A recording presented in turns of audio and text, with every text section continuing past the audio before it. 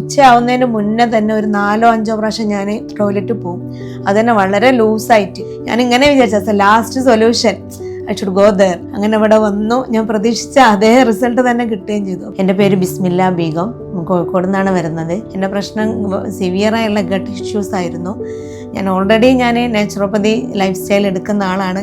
എന്നിട്ടും എന്തുകൊണ്ട് gut issues എന്നുള്ളതിന് ഒരു ആൻസർ കിട്ടാതെ നിൽക്കുന്ന സമയത്താണ് വി റൂട്ട്സുമായിട്ട് കണക്റ്റഡ് ആവുന്നത്. സുജിത് സാറാണ് കൺസൾട്ട് ചെയ്തത്. സാറ് തന്ന സപ്പോർട്ട് എടുത്തു പറയേണ്ടത് തന്നെയാണ്.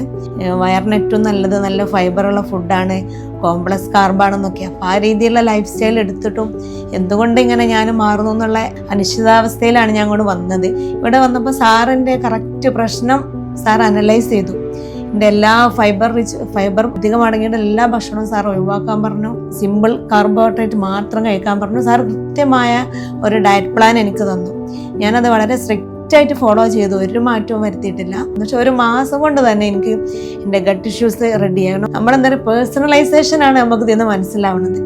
ഇപ്പം എല്ലാവർക്കും പൊതുവേ ആൾക്കാർക്ക് പറയുന്നത് നല്ല പച്ചക്കറികളും പഴങ്ങളും വേവിച്ച ഭക്ഷണം കുറവും ഫൈബറും കൂടെ. അതാണ് ജനറലി ഒരാൾക്ക് നമ്മൾ പറഞ്ഞു കൊടുക്കുന്ന ഒരു ഭക്ഷണം അതാണല്ലോ ഒരു ഹെൽത്തി ആയിട്ട് ജീവിക്കാൻ. പക്ഷെ അങ്ങനല്ല.